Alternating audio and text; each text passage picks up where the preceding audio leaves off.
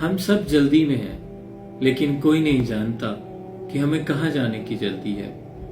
زندگی کی اور کامیابیوں کی سیڑھیاں چڑھتے چڑھتے ہم یہ تک بھول جاتے ہیں کہ ہم زینہ زینہ اتر رہے ہیں 2 گز زمین کی جانب۔ اور اللہ قرآن میں فرماتا ہے کہ اے جن و انس، اگر نکلنا چاہتے ہو تو زمین و آسمان کے کناروں سے نکل جاؤ، لیکن زور کے سوا تو تم نکل سکنا ہی کہ نہیں۔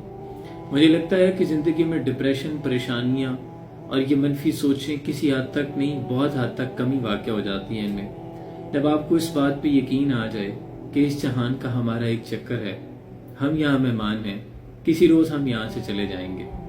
ہم بس سٹیج پہ آئے ہیں کچھ دیر کے لیے پرفارم کرنا ہے، اور پھر سٹیج سے اتر جائیں گے۔ آخر پہ تالیاں یہ فیصلہ کریں گی کہ ہاؤ واز یور پرفارمنس کیسی تھی۔ لائی حیات آئے کزالی چلی چلے، نہ اپنی خوشی آئے نہ اپنی خوشی چلے۔ اور اس دنیا میں جی کا لگانا بھی کیا ضروری ہے؟